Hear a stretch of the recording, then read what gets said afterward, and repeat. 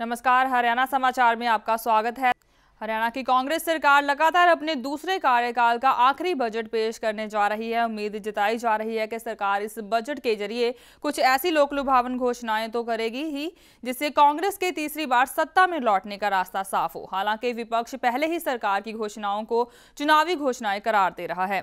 जानकारों के मुताबिक बजट कल दोपहर 3 बजे के करीब पेश हो सकता है। हरियाणा की कांग्रेस सरकार शुक्रवार को अपना आखिरी बजट पेश करने जा रही है। वित्त मंत्री हरमोहिंदर चट्ठा बजट करीब 3 बजे पेश करेंगे। इससे पहले सेशन में प्रश्नकाल होगा। इनेलो के निलंबित विधायकों को भी सेशन में भाग लेने की अनुमति मिल चुकी है। उधर कांग्रेस सरकार ने बजट सेशन के तीसरे दिन राज्यपाल के अभिभाषण पर धन्यवाद पेश करते समय जिस कदर जनता के हित में कई मनभावन घोषणाएं की थी, उससे लगता है कि सरकार बजट में भी दिल खोलकर ऐसी लोकलुभावन घोषणाओं की झड़ी लगा सकती है। इसके साथ साथ शायद सरकार इस बार लोगों पर करों का बोझ भी ना डाले। कांग्रेस सरकार ऐसा इसलिए भी करना चाहेगी ताकि आगामी चुनावों में कांग्रेस को इसके ज्यादा से ज्यादा लाभ मिल सके। लोक और विधानसभा दोनों चुनावों पर कांग्रेस की निगाह टिकी है। हालांकि बजट से पहले सरकार अपने पत्ते खोलना नहीं चाहती। उधर विपक्ष पहले ही सरकार द्वारा की जा रही घोषणाओं पर उंगली उठा रही है। बजट सेशन के तीसरे दिन जब मुख्यमंत्री ने सेशन में कई घोषणाएं की थी तो भाजपा नेता अनिल विज ने चुनावी घोषणाएं कहा था। मुख्यमंत्री सड़कों के खड्डे भरने के लिए तो तैयार नहीं है, बड़ी बड़ी घोषणाएं कर रहे हैं जो कि जिनको कि कभी भी अमली जमा नहीं पहनाया जा सकता। फिलहाल कांग्रेस सरकार के आखिरी बजट के पिटारे से प्रदेश की जनता के लिए वास्तव में क्या निकलता है, इसका इंतजार जनता को भी है। चंडीगढ़ से कैमरामैन फिरोज खान और कुलबीर दीवान के साथ Manoj Rathi, day and night news. कल हरियाणा सरकार की ओर से बजट पेश किया जाएगा और इस बारे में ज्यादा जानकारी के लिए बात करते हैं अपने संवाददाता कुलबीर दीवान के साथ। जी कुलबीर, कल हरियाणा सरकार की ओर से बजट पेश किया जाना है, तो कैसा बजट रहेगा कल का, कैसी उम्मीदें लगाई जा रही हैं? देखिए, हुड्डा सरकार का ये आखिरी बजट है और कमिता समझा जा सकता है कि हुड्डा सरकार को आगे लोकसभा और विधानसभा चुनाव में भी सामना करना है और तीसरी बार जो है कांग्रेस सत्ता में आना चाहती है हरियाणा में। तो उम्मीद यही की जा रही है कि लोगों को खुश करने के लिए सरकार ऐसी घोषणाएं कर सकती है ताकि उसको चुनावी जो लाभ है वो मिल सके, क्योंकि लोकसभा के जो चुनाव है वो सिर पे हैं। इसके तुरंत बाद जो विधानसभा के चुनाव की भी तैयारी है, तो ऐसे में सरकार चाहेगी कि लोगों को ज्यादा से ज्यादा वो राहत दे सके ताकि उसको चुनावी लाभ इसका मिल सके। जी बिल्कुल कुलबीर, जैसे कि विपक्ष ने पहले इसे चुनावी घोषणाएं करार दिया है, तो ऐसे में क्या लगता है कि कैसी घोषणाएं जो की जा सकती हैं जैसे कि जिससे प्रदेश की जनता को खुश किया जा सके? देखिए, सबसे बड़ी बात देखने वाली ये होगी कि सरकार कोई नया टैक्स जो है वो प्रदेश की जनता पर ला देगी। हालांकि ऐसी उम्मीद नहीं है। इसमें कोई नया कर नहीं लगाया जाएगा, इस तरह की उम्मीद की जा रही है क्योंकि इसको चुनावी वर्ष भी कहा जा रहा है। लिहाजा सरकार किसी भी वर्ग को नाराज नहीं करना चाहती। कर्मचारियों के बारे में कुछ घोषणा जो है वो कर सकती है। इसके अलावा शिक्षा को लेकर जिस तरह से सरकार जो है वो आगे बढ़ रही है, एक शिक्षा का हब जो है वो बनाना चाहता है कांग्रेस सरकार हरियाणा को, तो उसके बारे में कुछ घोषणाएं हो सकती हैं। लेकिन फिलहाल यदि सरकार की बात करें तो कमिता कोई भी पत्ते सरकार फिलहाल नहीं खोलना चाह रही। जी कुलबीर, इस पूरी जानकारी के लिए आपका धन्यवाद। बता दें कि हरियाणा सरकार की ओर से हुड्डा सरकार के दूसरे कार्यकाल का कल आखिरी बजट पेश किया जाएगा और उम्मीद जताई जा रही है कि चुनाव के मद्देनजर यह बजट लोक लुभावन रहेगा।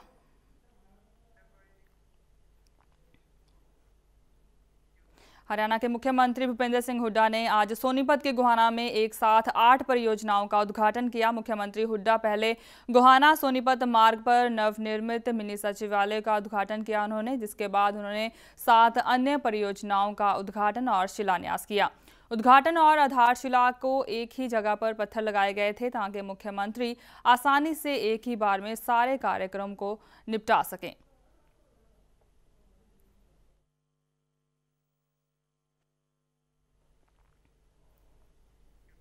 कांग्रेस से बीजेपी में आए गुड़गांव से सांसद राव इंदरजीत सिंह के स्पीकर पर दिए गए बयान पर परिवहन मंत्री आफ्ताब अहमद का कहना है कि राव इंदरजीत को खुद नैतिकता सीखनी चाहिए, ना कि दूसरों को नैतिकता का पाठ पढ़ाना चाहिए। उन्होंने गुड़गांव की जनता की भावनाओं के साथ खिलवाड़ किया है। गौरतलब है कि स्पीकर कुलदीप शर्मा के विधायकों के निलंबन के कार्य को प्रजातंत्र के खिलाफ बताया था। साथ ही उन्होंने पद के दुरुपयोग की बात भी कही थी।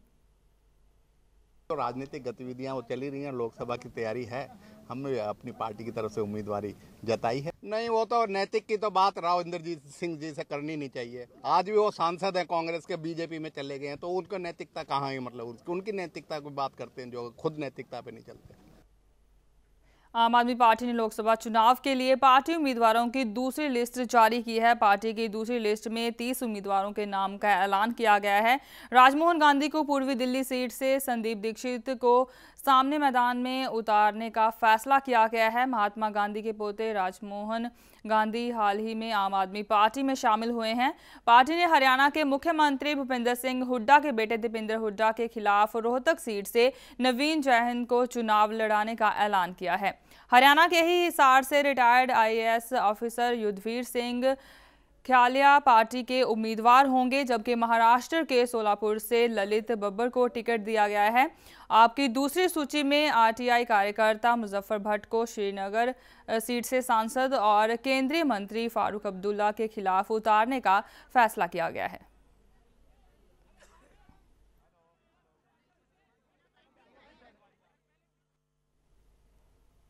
भारतीय किसान यूनियन के प्रदेश अध्यक्ष गुरनाम सिंह की पत्नी बलविंदर कौर को आप पार्टी ने कुरुक्षेत्र लोकसभा से अपना उम्मीदवार बनाया है। बलविंदर कौर गृहिणी हैं और 10वीं तक शिक्षित हैं। 2 बेटों की मां बलविंदर कौर भारतीय किसान यूनियन के आंदोलनों में बढ़ चढ़कर भाग लेती रही हैं। उनको टिकट मिलने की खबर मीडिया के माध्यम से मिली है।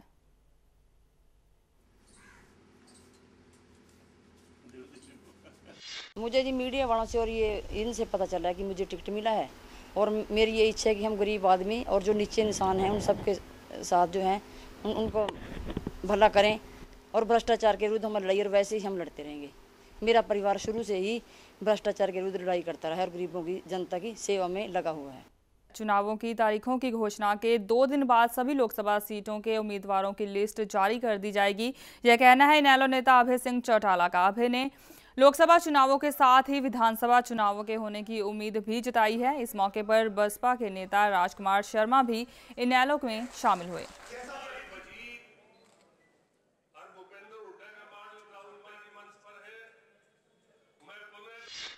विधानसभा का सत्र चल रहा है और ये आखिरी सत्र है एक तरह से।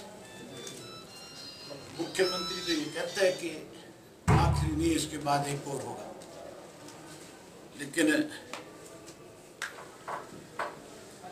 इस मुख्यमंत्री ने सदा वो बात कही है तो इसने कभी पूरी नहीं करी। 1987 से जब चौधरी देवीलाल जी ने यहाँ चुनाव लड़ा, उसी वक्त से उनकी नीतियों से प्रभावित था।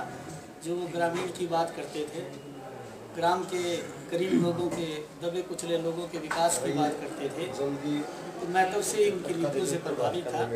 उसी समय में मेरी मुलाकात मेरे भाई अभय जी से भी हुई थी। लेकिन इसके साथ जिस तरह से कांग्रेस का ये कुशासन का चक्कर चला, और सबसे बड़ी बात उस दिन हुई जिस दिन सारे हिंदुस्तान के इतिहास में जो काला दिन लिखा जाएगा, उस दिन मुझे ये लगा कि मुझे भी, जो लोग ये कांग्रेस को नीतियों के खिलाफ जो एक जंग लड़ रहे हैं, हमें भी, यूँ तो मैं एक छोटा सा कार्य करता हूँ, लेकिन छोटे छोटे कार्यकर्ता बनके ये पूरी टीम बनती है। राजनीति में भले ही वंशवाद का बोलबाला होता रहा हो, लेकिन अपने पुरखों की विरासत में मिली संपत्ति को सहेजना भी कोई आसान बात नहीं है। वंशवाद की राह पर निकलने वाले राहगीरों को भी मंजिल तक पहुंचने के लिए कई इम्तिहानों से गुजरना पड़ता है, क्योंकि इन दिनों प्रदेश भर में अपना वर्चस्व काम करने के लिए छोटी सी ही उम्र में जूनियर चौटाला ने कम समय अवधि में अपनी कार के साथ पूरे प्रदेश भर में करीब 2 लाख का सफर तय किया है और अपने बाप दादाओं की पार्टी को आगे बढ़ाने का बीड़ा उठाया है।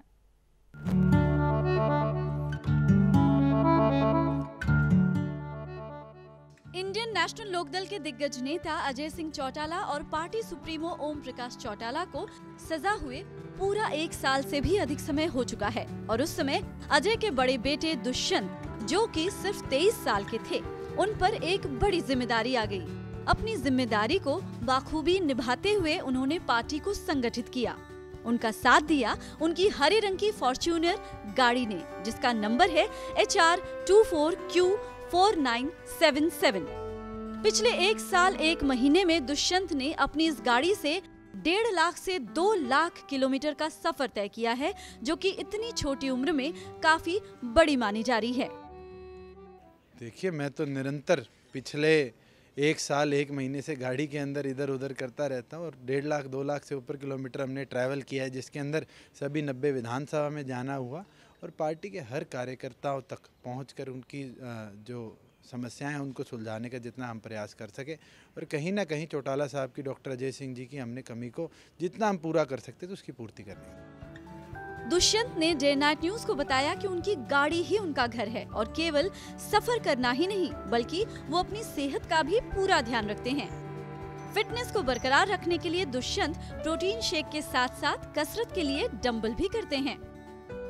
बिल्कुल निरंतर आज के दिन अगर आप देखेंगे तो बहुत फास्ट ज़माना हो चुका है और एक जगह से दूसरी जगह पहुंचना और 24 घंटे अगर आपको पब्लिक में रहना है तो गाड़ी सबसे अच्छा साधन है कि आप उसके अंदर ही रहिए। हाँ, सोने की बात आती तो ज़रूर बेड का सहारा लेते हैं, मगर कहीं ना कहीं majority of the time travelling में निकल। निरंतर जो बेसिक चीज़ें हैं, जैसे थोड़ा बहुत फिटनेस की बात आती है, नहीं तो खाने पीने की जो छोटी मोटी चीज़ें होती है जो प्रॉपर डाइट के लेते हैं उनको हम ज़रूर गाड़ी में रखकर अपने आप को फिट रखने की कोशिश करते हैं। जैसे चने हो गए, प्रोटीन पाउडर हो गया, डंबल्स हो गए, ज़रूर गाड़ी में आपको मिलेंगे। दुष्यंत ने कहा कि उनके पिता और दादाजी की गैर मौजूदगी में उन्होंने और उनके छोटे भाई ने बखूबी अपनी जिम्मेदारी निभाई और खासकर अगर दुष्यंत की बात करें तो वो अपनी गाड़ी का हमेशा ही जिक्र किया करते हैं। कैमरामैन हरविंदर सिंह लाली और मुनीश नागर के साथ Vaishali Chaudhary, day night news. केंद्र में जाटों के आरक्षण की मांग को लेकर हरियाणा भर के जाटों ने जोरदार आंदोलन करने का ऐलान कर दिया है। प्रदेश भर के जाट 1 मार्च को नरवाना, मैयड़, सिवानी और बाबल में रेलवे ट्रैकों पर जाम लगाएंगे। कैथल में एक प्रेस वार्ता के दौरान जाट नेताओं ने कहा है कि केंद्र में जाटों के आरक्षण की मांग को लेकर अब वह आर पार की लड़ाई करेंगे। यदि केंद्र सरकार जल्द ही उन्हें केंद्र में आरक्षण देने का नोटिफिकेशन जारी नहीं करती तो आने वाले चुनावों में कांग्रेस पार्टी का जमकर विरोध किया जाएगा।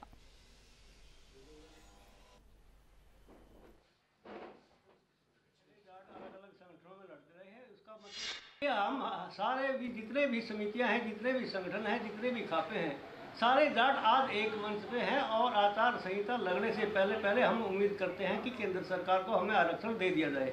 अगर हमें आरक्षण नहीं मिलता तो एक मंच पर हम इकट्ठे ही लड़ाई लड़ेंगे और जब तक जाटों को केंद्र में और हरियाणा प्रदेश में जो खामियां रह गई उनको पूरी नहीं होगी तब तक हम एक सूत्र में बंद करके इस लड़ाई को लड़ेंगे और अपना हक प्राप्त करेंगे। जो अगर सरकार हमारे साथ धोखेबाजी करती है, हमें गुमराह करती है, आरक्षण केंद्र में नहीं देती है तो आने वाले लोकसभा के चुनाव में हम उनका जिस तरीके से हमारे साथ धोखा किया हम उनको सब सिखाएंगे।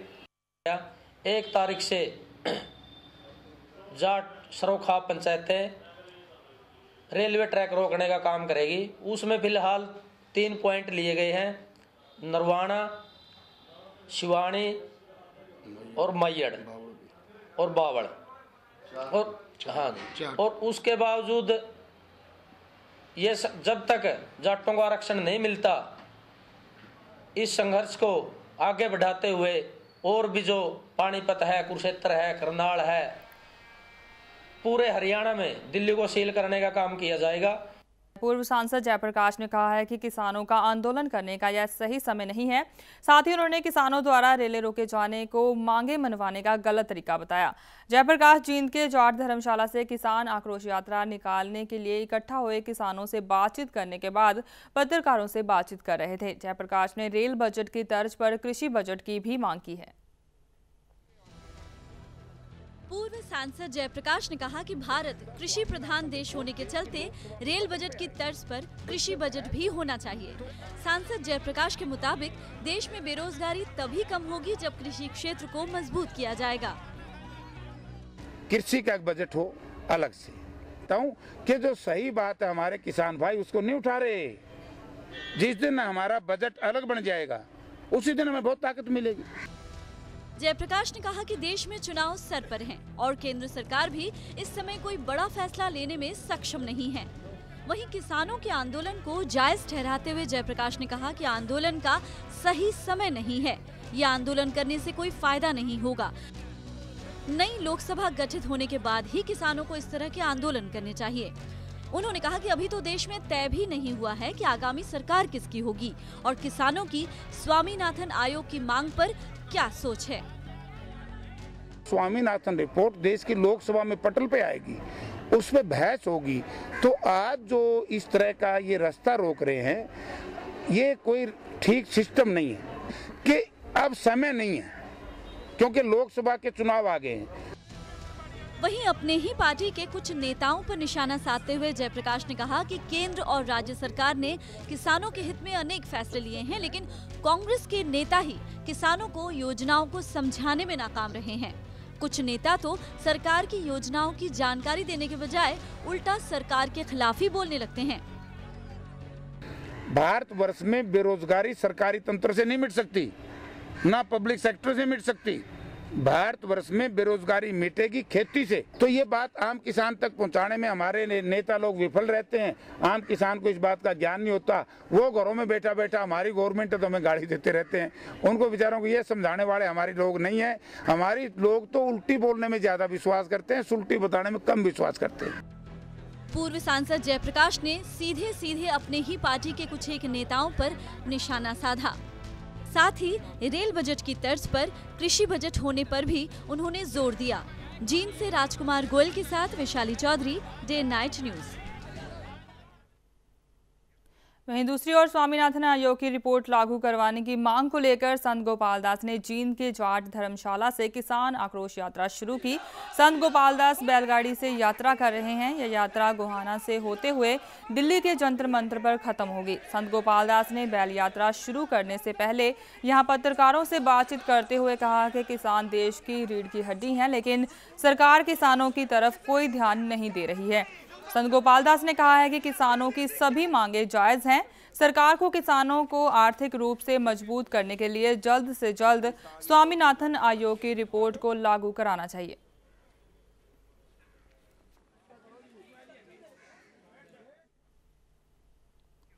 हरियाणा में अलग से गुरुद्वारा प्रबंधक कमेटी बनाने की मांग निरंतर बढ़ती जा रही है। इसी बात को लेकर पिछले 15 दिनों से सिख समुदाय के लोगों ने कांग्रेस प्रदेशाध्यक्ष अशोक तंवर के घर के बाहर डेरा डाल रखा है और लगातार धरना प्रदर्शन जारी रखे हुए हैं। सिख समुदाय ने इन लोगों की मांग है कि अगर उनकी मांग को माना नहीं गया तो उनका आंदोलन आगे भी जारी रहेगा।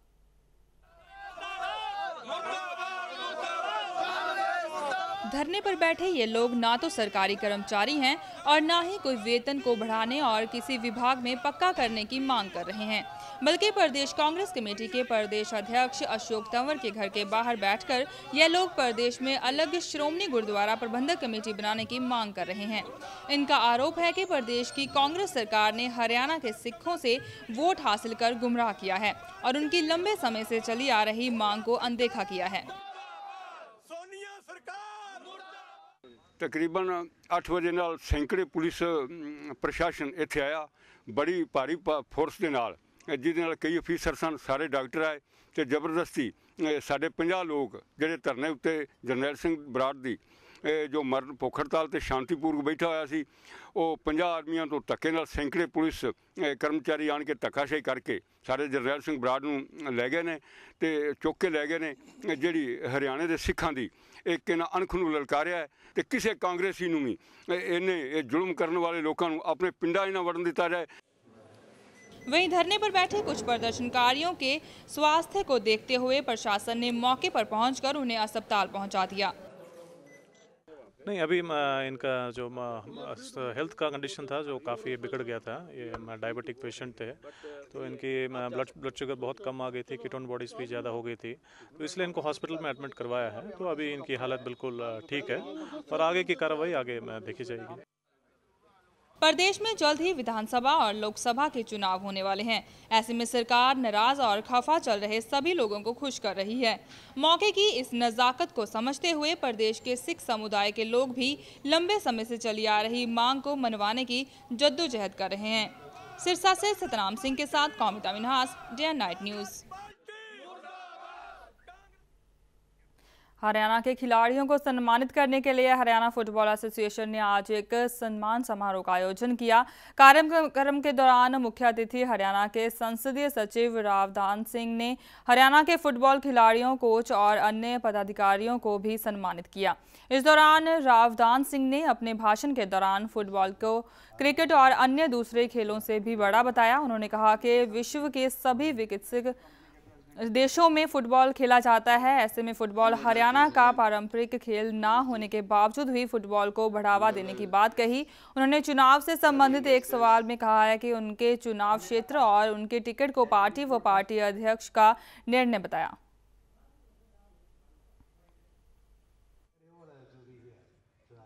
कि फुटबॉल पहली बार हरियाणा के अंदर नहीं, हिंदुस्तान में इस तरह से बुला करके एकेडमीज ने सम्मानित किया फुटबॉल प्लेयर्स को और सभी सम्मानित कोचेज को, और उसका श्रेय अगर किसी को जाता है तो माननीय मुख्यमंत्री भूपेंद्र सिंह हुड्डा जी को और हमारे सांसद जो हमारे अध्यक्ष हैं, जिनके साथ हम कार्यकारी अध्यक्ष और ये सेक्रेटरी के तौर पे भाई सुनील जी काम कर रहे हैं, भाई दीपेंद्र जी को। कार्यकर्ताओं की उम्मीद तो जहाँ से हम चुनाव पार्टी लड़ा देगी वहीं से शुरू हो जाएंगे। ये फैसला हमारे ऑनरेबल मुख्यमंत्री जी और हमारी यूपीए चेयरमैन सोनिया जी और राहुल जी ने देखना है कि वो किस उम्मीदवार को कहाँ से उपयुक्त समझते हैं, वहाँ से हमें अवसर दे देंगे। महाशिवरात्रि की धूम हर तरफ देखने को मिल रही है और ऐसा ही कुछ हरियाणा के अलग अलग क्षेत्रों में देखने को मिला। हर कोई शिव की पूजा कर शिव को खुश करने की होड़ में लगा हुआ है। कैथल में आधी रात से ही शिवालयों में भक्तों की भीड़ लगी हुई और हर किसी की जुबान भोले का जयकारा लगा रही है। शिवरात्रि के उपलक्ष्य में करनगरी करनाल में श्रद्धा की बयार बह रही है। भोले के भक्तों पर भक्ति का रंग चढ़ा हुआ है। लोग सुबह 5 बजे से ही मंदिरों में जाकर पूजा अर्चना और शिवलिंग पर जल चढ़ा रहे हैं। रेवाड़ी में बारापत्थर स्थित भूतेश्वर मंदिर, घंटेश्वर मंदिर, शिव चौक पर बने शिवालय को आकर्षक ढंग से सजाया गया है और शिव भक्त भक्ति में होकर शिव उपासना कर रहे हैं। यमुनानगर के प्राचीन मंदिर में भक्तों की भारी भीड़ शिवलिंग के दर्शन के लिए उमड़ रही है।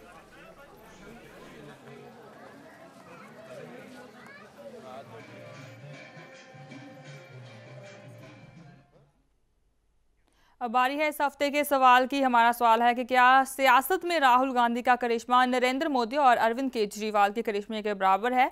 आप हमें अपने जवाब हमारी वेबसाइट www.dnightnews.com के होम पेज पर जाकर दे सकते हैं। इस सवाल का जवाब देने वाले विजेता का नाम लकी ड्रॉ के जरिए निकाला जाएगा। विजेता को परवाणु के मशहूर टिम्बर ट्रेल हाइट्स में एक रात का स्टे मुफ्त मिलेगा।